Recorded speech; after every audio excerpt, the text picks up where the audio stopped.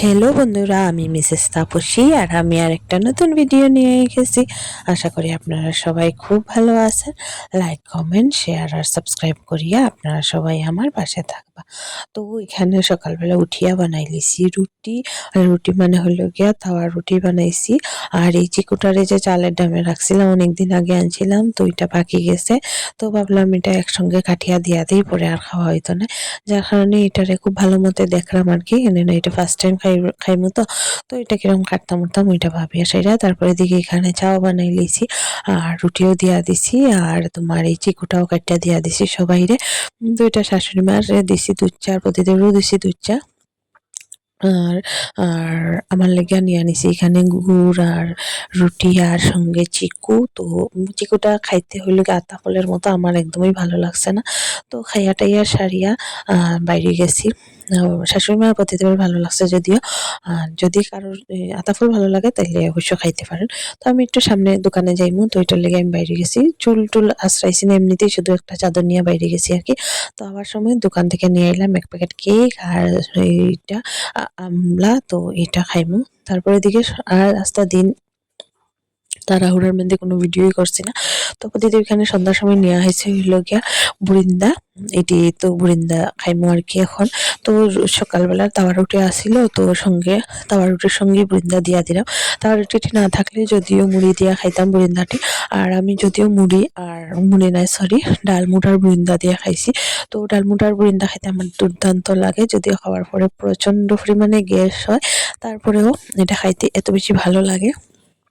তো আমি এখানে মানে খাই আর কি, যতই গ্যাস হোক পরে দিয়ে একটা গ্যাসের ট্যাবলেট খাইয়ে নিই, কিন্তু আমি বুরিন্দা আর ডালমুট খাই আমার এত বেশি ভালো লাগে আর কি।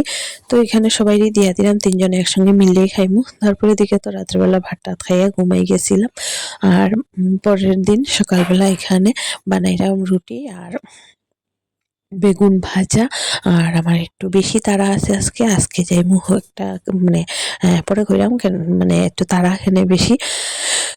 তো এখানে প্রতিদিন সেম ঠান্ডার দিনে তো বড় বড় বেগুন নিয়ে আয়, তো বেগুন ভাজা রুটি খাইতে ওর খুব ভালো লাগে। তো আর সঙ্গে আমিও খাইলাম আর কি, এক দুই দিন খাইলে আমার অ্যালার্জি বাড়ে, তারপরেও মানে আমি খাইলাম আর কি। সবার খাওয়ার দেখতে দেখতে লোভ লাগে, যার কারণে আমিও খাই আর কি।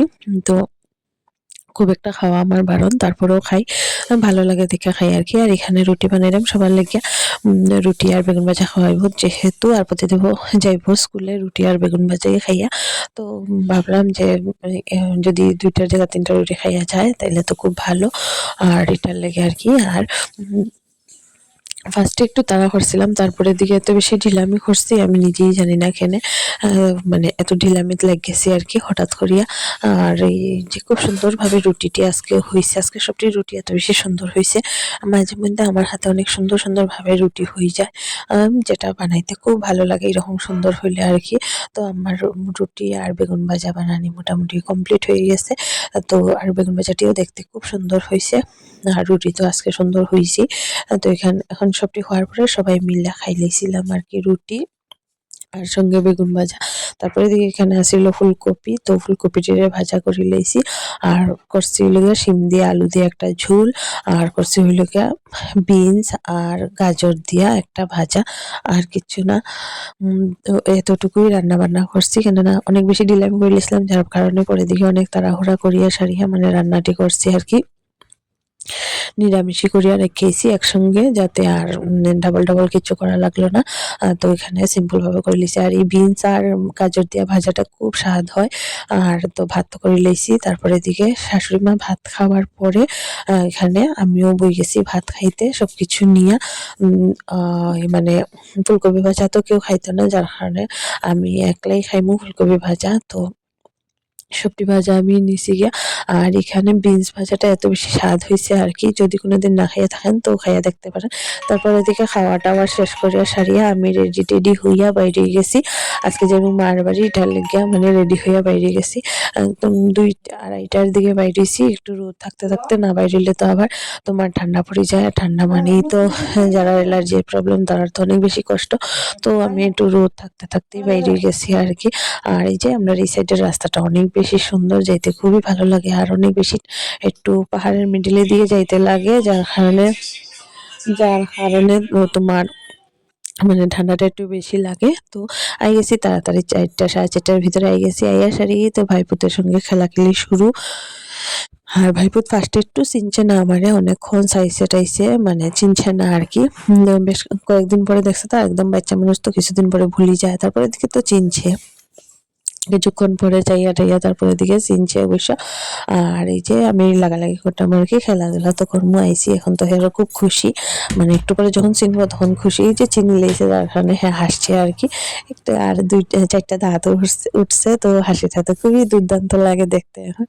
তো ভাবলাম যেহেতু আই গেছি সেহেতু একটু মানে বাজারেও যাইমু আরকি।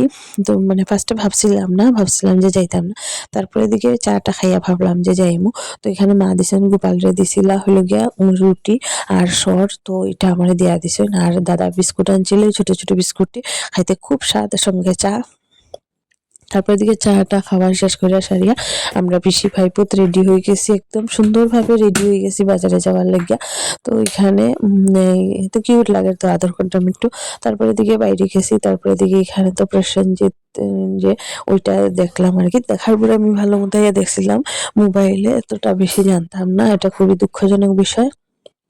তারপরে এদিকে এখানে গেছিলাম গিয়া হলো গিয়া ভাগ্নির লেগে একটা ড্রেস কিনতে গেছিলাম। তো সবকিছু দেখলাম আরকি।